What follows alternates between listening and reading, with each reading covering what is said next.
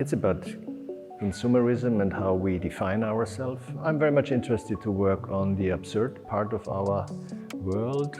And if you think that we very often minimalize ourselves to what we owe, what we have, like bags and shoes and cars and dresses and suits and whatever, and mobile phones and things like that.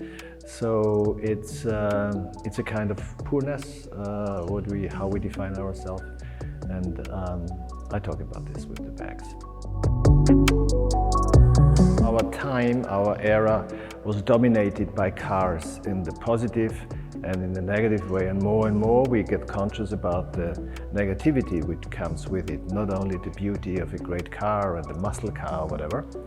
We're able to travel from one point to the other very fast. We can travel alone, and all these things, and the entire history turns around now. It's getting weird, it's getting bad, because it's damaging our world, it's damaging the climate, and so I made fun about the passion still given to cars. I try to play around with cars and try to destroy them in a funny way, sometimes in a very absurd way, and mix it up. This world with cars. The sausages I used quite often. First, I'm from Austria. Everybody loves sausages there. It's a food icon, a Middle European food icon, like the pickles also. For that reason, I used to work with it. And then there also is a certain reminiscence on certain body parts. And then a sausage itself is a biological thing. I mean, it's mostly an intestine from an animal, and it's filled with cutted meat. So it's very close to us in a certain way. In all my work here, and this is since a long time, I am working about human beings and our world, but there are no humans in my work. There are, let's say, shadows or substitutes of the human. There are the dresses, there are the bags, there are the shoes, there are things we eat, there are things we drive, things we think about, but not the people by themselves. So they're missing. And it's like, in a way, a vision about, we live in the Anthropocene now, maybe it's a vision about the post-Anthropocene, what is happening with the world if there are no humans anymore. Maybe it's better for the world. And so I play with this. So I show all these figures. They even have certain characters without showing a person, just showing the skin of a person, but not the real skin, but the skin which is defined by clothes and dresses and things like that. In the classical sculpture from the past, like the classic Roman or the classic Greek sculptures, they made massive bodies of horses or athletes or big, gigantic women and strong ladies and all this in bronze. But the bronze is only defining the body by a very thin layer of bronze skin. So they're empty inside, there is a void. It's just defined by a skin, and this skin, double skin, brought me to the dresses, because it's our double skin. So I started to think about this, and yeah, I went on with this since many years.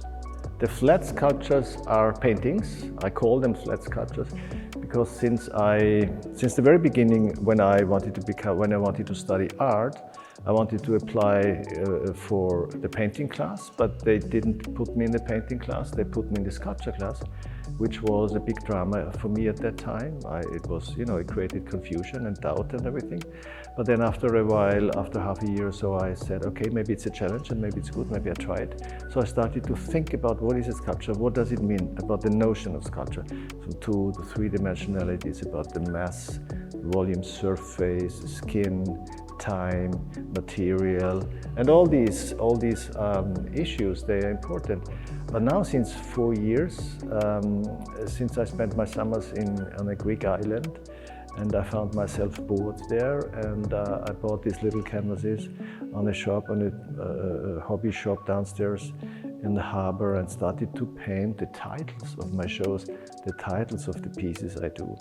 And just to make sure that it's not painting, but it's related to my sculptural issue notions, I called it flat sculptures, because they are flat. Yeah. Discipline of subjectivity comes from a title of a book which is written about Michel de Montaigne. Michel de Montaigne was a French philosopher, Renaissance, who described the world by only writing about himself. So through writing about himself, he described the entire world, and this is so fantastic. And this is what also artists are doing, or philosophers are doing, or writers are doing. So many artists are related to these things.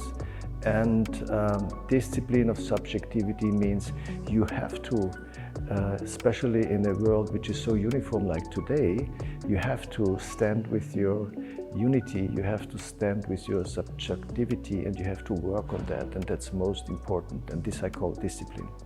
Because no art works without any discipline.